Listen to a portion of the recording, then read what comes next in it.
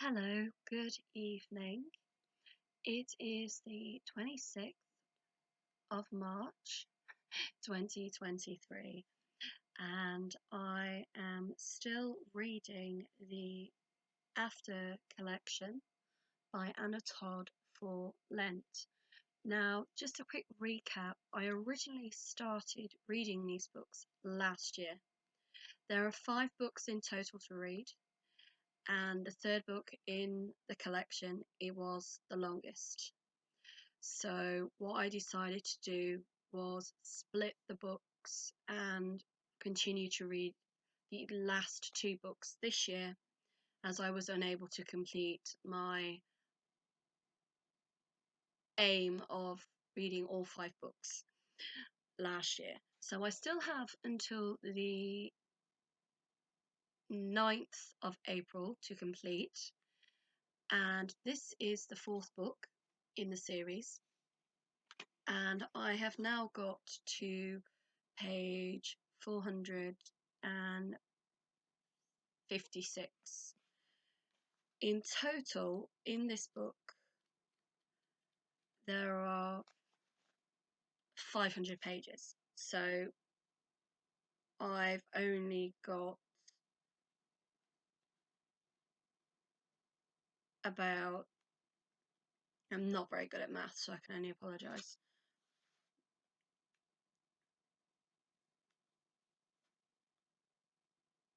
Just over 100 pages to complete. It's about 150. I think that's about right. Now, the reason I've stopped at this page 156 is, this is going to be a bit of a spoiler alert. If you have seen the movies, I just want to say straight away, they are nothing like the books at all. So much is actually cut out of the books that they put in the films. Now, one of the reasons for this is due to COVID. When Anna Todd originally wrote her books, they were on a platform called Wattpad. I have actually tried to find her books since on the Wattpad platform, and the only thing I've managed to find is adaptations of her book by other authors, not her work.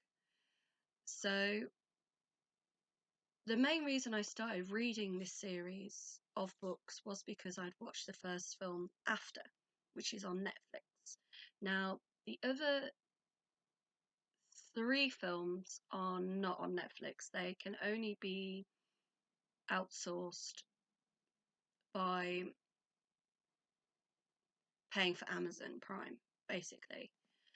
And I will admit, I did love the movie. The first movie I really did like, and it reminded me, because I'm in my 40s, of Cruel Intentions, which was one of my favourite movies as I was growing up when I was younger.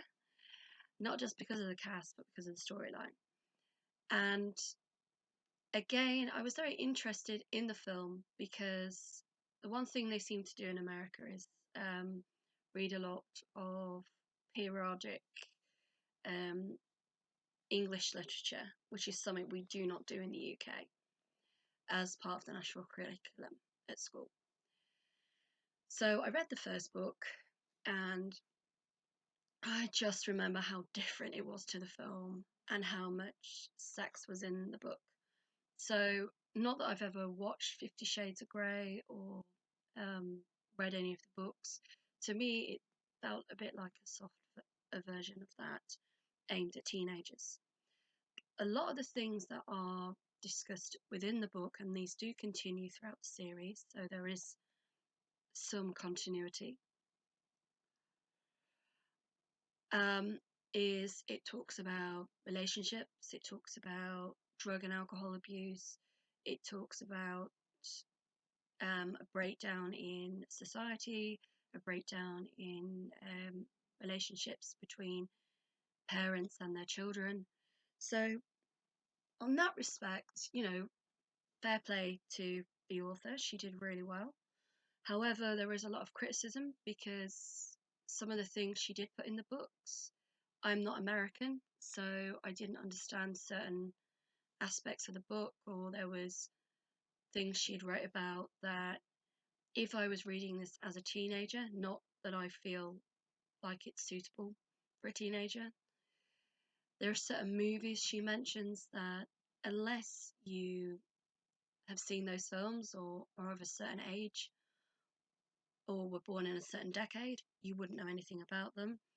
So again, I always say, if you're going to write something, like with myself, I've done a lot of references to Shakespeare because Shakespeare is a very well-known author throughout the whole of the world. Whereas if I picked the author from my hometown, which is George Eliot or Mary Ann Evans, not so many people would know who that is. So she did take a risk by using something as famous as Wuthering Heights, um, to reference Hemingway a lot, to talk about Pride and Prejudice.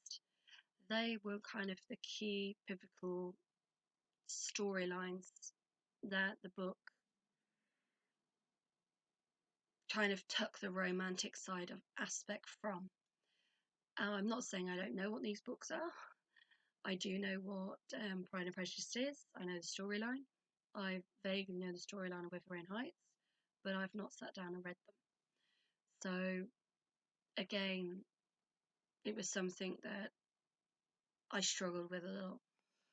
Now, one of the reasons why I'm not happy with the other three films is because a lot of the characters that were in the first movie are taken away.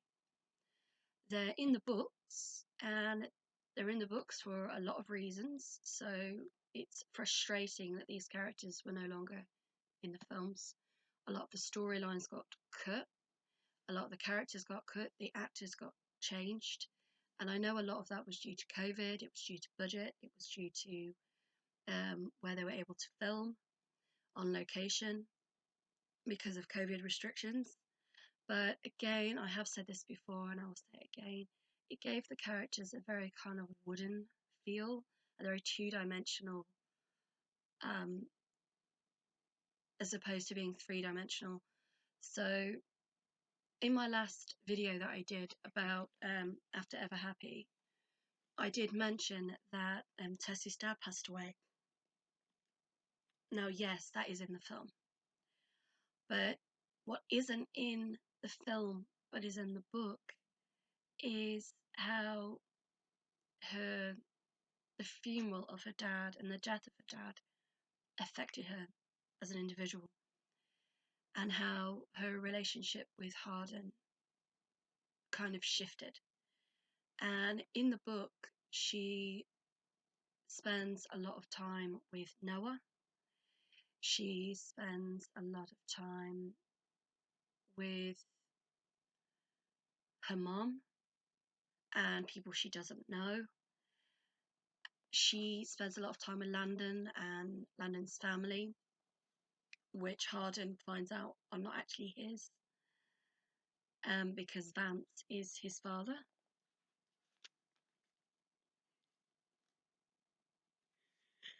Sorry, I'm yawning because it's so late. And one of the other characters that she also spends a lot of time with is Harden's rival from college.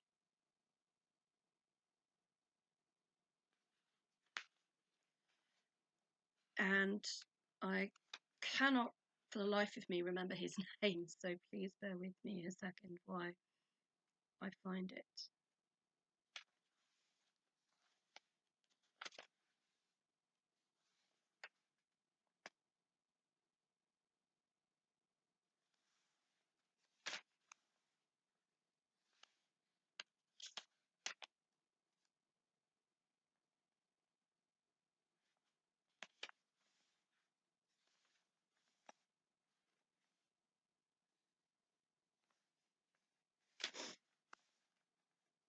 Now, I have actually folded the pages of the book, so it will be on one of the pages that I have folded.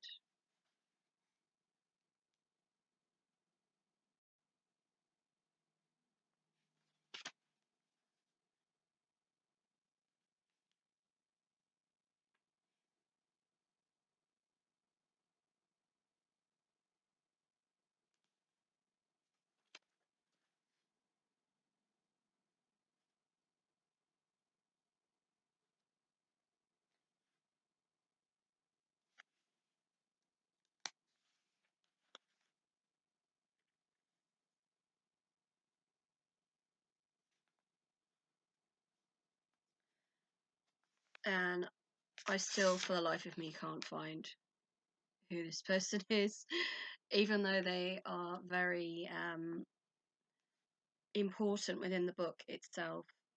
And he is one of Hardin's friends from college, but it's one of those relationships where it's a love-hate relationship between brothers, where they've betted on the same girls throughout college and prior to college, and it always goes horribly wrong and backfires on them as usual. And I'm pretty sure people are, if you are watching this, are thinking, I know who it is, why can't you just say the person? Or Zed. It's Zed. Right, so Zed, unfortunately, apart from being in the first movie, he is not in any of the others. And yet there is this kind of triangle relationship between Zed, Tessa, and Hardin, and Noah, Tessa, and Hardin. So there's constantly like a triangle and a feud between so many characters within the storyline. And all of that is completely stripped away from the film. And what frustrates me the most about the film as well, which is why I stopped reading the book where I did, and I'll just confirm where that was.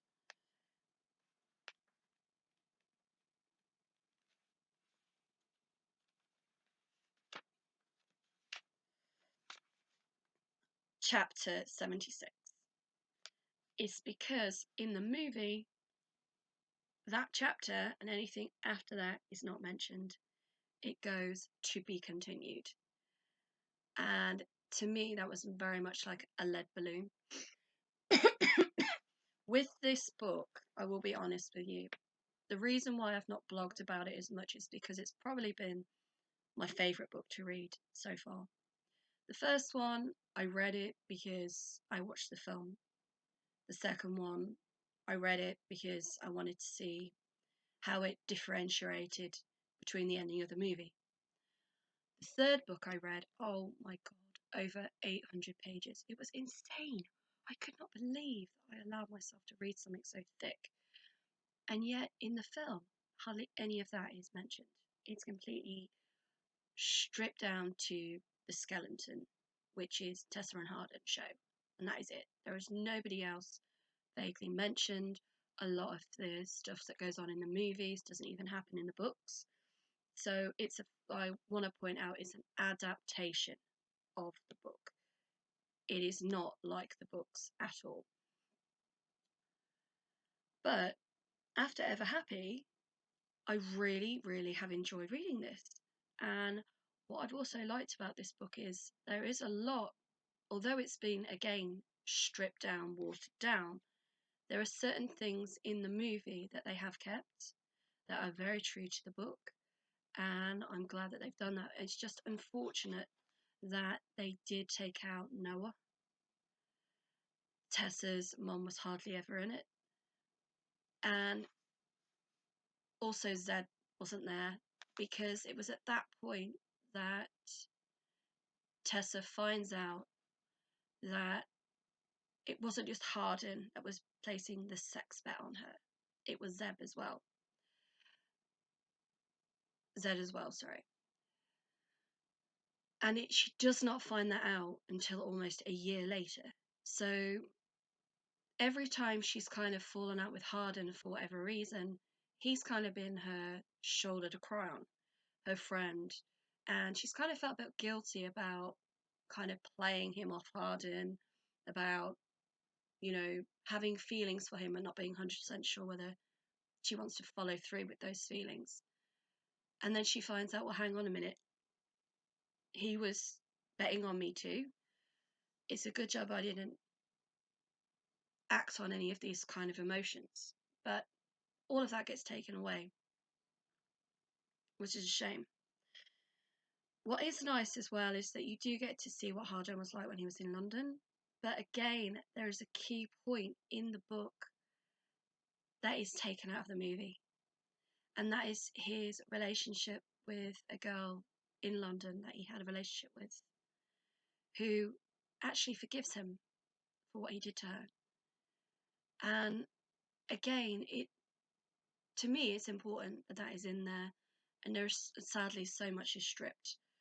So if you want to watch the movies, watch the movies. If you want to read the books, but don't read the books thinking they're going to be like the films, and vice versa, because that's just not going to happen. So thank you for your time, and I will continue reading.